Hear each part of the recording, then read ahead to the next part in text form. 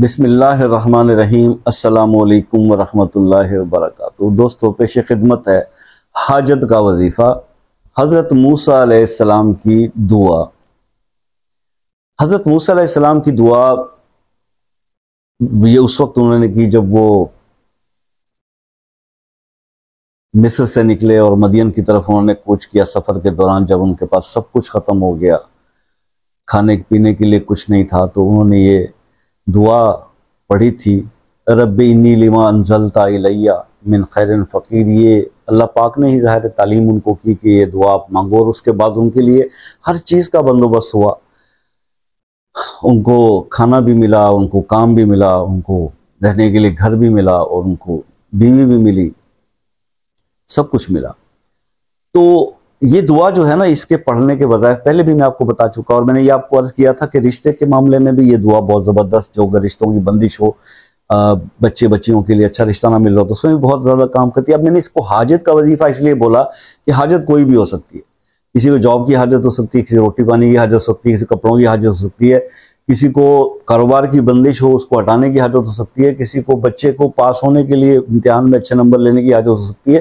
तो किसी भी हाजत के लिए आज आपको मैं थोड़ा सा इसका डिफरेंट तरीका बताऊंगा, थोड़ा सा इसके अंदर चेंज है। वो चेंज मैं आपको बताऊंगा कि इस दुआ के साथ आपने इसकी थोड़ी सी तादाद चेंज करेंगे, और फिर इसके साथ एक सूरा को आप ऐड करेंगे। ठीक है, तो इसको आप थोड़ा सा इसमें इस तरह से देख लीजिए कि जब ये जाहिर है कि कोई भी अमल हो, पहले भी आपको बताया गया, और इस पे तो उलमा कराम की एक मतलब यूँ समझ लें कि पूरा कामिल वो है, सबकी एक ही राय है कि इस दुआ में बहुत ज़बरदस्त असर है, और इसको पढ़ने वाला कभी भी जो है वो हेल्पलेस नहीं रहता। उसकी मतलब हाजत रवाई हर सूरत में अल्लाह पाक करते हैं अगर कोई इसको पढ़ता है। पढ़ने के कई अंदाज होते हैं। एक तो वो जो अमल जैसे मैं आपको बतला रहा हूँ, ठीक है, और कुछ ऐसा होता है कि जैसे आप कुछ लोगों की आदत होती है कि वो फिर किसी भी चीज़ का उसको रिजल्ट मिला ना, ओढ़ना बिछोना बना लेते हैं। इतना पढ़ते हैं, इतना पढ़ते हैं, इतना पढ़ते हैं कि अल्लाह पाक जो है वो हर वक्त मुतवज्जा रहते हैं कि इंसान रात को सोते सोते भी ये पढ़ते सोते, जब आंख खुलती है तो उसकी जबान पे यही होता है, रब्बी इन्नी लिमा अंज़लता इलैया मिन खैर। अब ऐसी कैफियत अगर हो जाए ना, तो फिर उस दौरान में आपको जो कुछ महसूसात और जो कुछ नजर आएगा और जो दिखाया जाएगा, जो आपको कश्फ होगा और जो आपको रूहानियत मिलेगी, उसका अंदाजा आप नहीं लगा सकते, लेकिन वही कर सकते हैं जो बिल्कुल वजीफे में डूब जाएं। क्योंकि जब आपको रूहानियत मिलती है, फिर दुनिया की चीजों की इंटरेस्ट कोई नहीं रहती।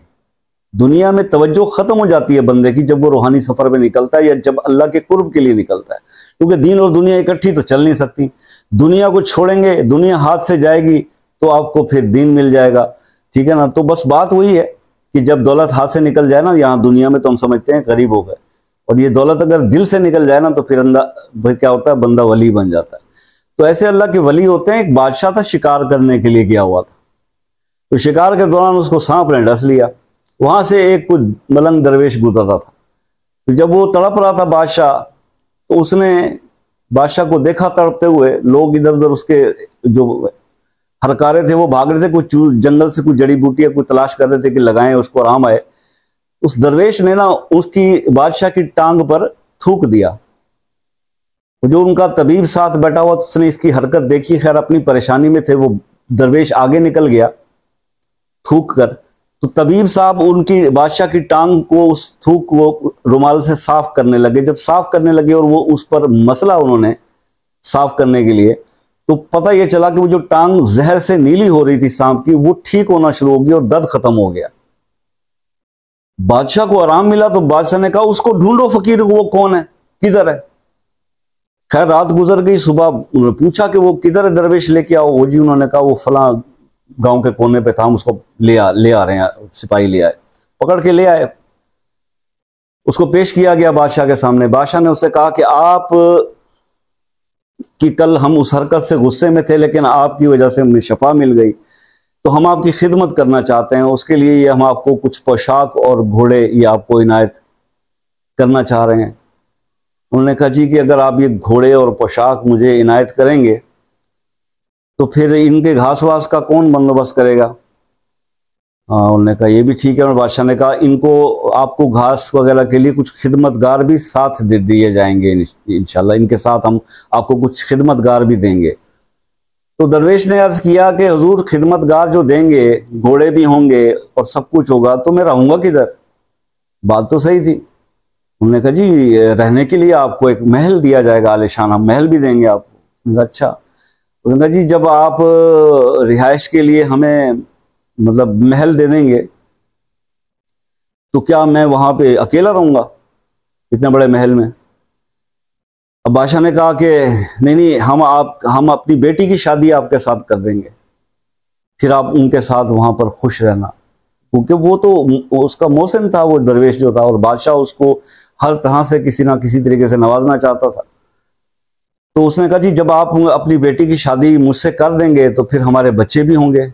मैंने कहा जी हाँ बिल्कुल होंगे, हमारी दुआ है कि अल्लाह ताला आपको, बादशाह ने कहा अल्लाह आपको कसीर औलाद दे, हमारी ये दुआ रहेगी हमारे। उसने कहा जी जब मेरे बच्चे होंगे, इतनी तादाद में होंगे, फिर उनमें से कोई बच्चा जो है वो मर भी जाएगा किसी तकलीफ से। तो बादशाह ने कहा अल्लाह ना करे जी, ऐसी बातें तो ना करें। उन्होंने कहा जी फर्ज करें अब वो मर भी जाएगा तो फिर रोना किसे पड़ेगा? उन्होंने कहा जी, बादशाह ने कहा जी रोना भी अब आप ही को पड़ेगा, क्यों आपका बच्चा होगा तो रोना भी आपको पड़ेगा। उसने कहा बादशाह इतना सारा कुछ तेरे से लेने के बाद भी, ये जो तू मुझे अता कर रहा है, उसके बाद भी आखिर में मुझे रोना ही पड़ेगा, तो फिर दफा कर इन चीजों को, मैंने क्या करना है? मेरे लिए तो यही है, मेरी गुर्बत और मेरा दरवेशी सही है।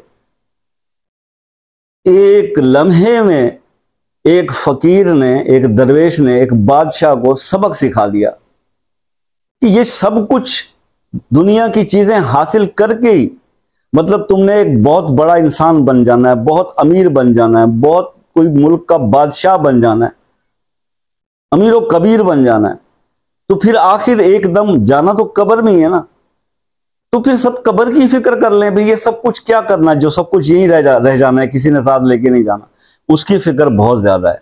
चंद लम्हों की ऐसी जिंदगी जिसके बारे में कभी अल्लाह ने किसी को लिख कर नहीं बताया कि तुम इतने दिन जियोगे, मगर उसकी हमें इतनी फिक्र है, इतनी फिक्र है। और इस बात की हमें फिक्र नहीं है कि रब ने हमें ना तो यहाँ आने का बताया था और ना ही हमें जाने का पता है कि किस वक्त वापसी का टिकट कट जाएगा। और इसमें उम्र की भी कोई बंदिश नहीं, कोई कैद नहीं कि किस वक्त, कम उम्री में भी ये वाकया हो सकता है कि आपको वापस बुला लिया जाए, उधेड़ उम्री में भी हो सकता है, जवानी में भी हो सकता है, बुढ़ापे में भी हो सकता है। इंतजार किस चीज का है? क्या आप लोग समझते हैं कि आपको ये सनद मिल चुकी है कि आप इतने साल जियोगे तो फिर आप दुनिया दुनिया दुनिया, लेकिन हमारा अलमिया यह है कि हम सिर्फ दुनिया को फोकस करते हैं। और मैं अपनी वीडियोस के अंदर चीख चीख कर थक गया कि मेरे दोस्तों, खुदा के लिए मुझसे पूछो या किसी भी मौलवी से पूछो, किसी बाबे के पास जाओ, किसी पीर के पास, उससे कहो कोई ऐसा अमल बता दे जिससे हमारी आखिरत संवर जाए। आप यकीन करो, जब आप आखिरत की फिक्र करोगे आपकी दुनिया खुद ब खुद संवर जाएगी। खैर, आपने ये जो हजरत मूसा अलैहिस्सलाम की दुआ है, रब्बे इन्नी लिमा अंजलता इलैया मिन खैरन फकीर, ये आपने 113 बार पढ़नी है। दिन के किसी भी टाइम में, किसी भी नमाज के बाद पढ़ लें, किसी एक नमाज के बाद, फजीर से लेके इशा तक, जब आपको टाइम मिले आपने एक बार दुरूद शरीफ पढ़ना है, नमाज वाला दुरूद इब्राहिमी, और 113 बार आपने रब्बे इन्नी लिमा अंजलता इलैया मिन खैरिन फकीर पढ़नी है। और उसके बाद आपने 3 बार सूरह हुमज़ा आपने 3 बार पढ़नी है, और फिर एक बार दुरूद इब्राहिमी पढ़ना है। आप ये अमल शुरू करें, 7 दिन कर लें, 11 दिन कर लें, 21 दिन तक जाने की नौबत किसी की नहीं आती। आपकी हाजत कोई भी हो, मुश्किल कोई भी हो, इंशाअल्लाह अल्लाह के हुक्म से पूरी हो जाएगी विद इन नो टाइम। अब करना आपने है, यकीन से कीजिएगा। जितना आपका यकीन मजबूत होगा उतनी ज़्यादा आपको रिजल्ट्स मिलेंगे। तो बस मिलते हैं फिर नेक्स्ट वीडियो में, अगर ज़िंदगी रही तो। अल्लाह हाफिज़।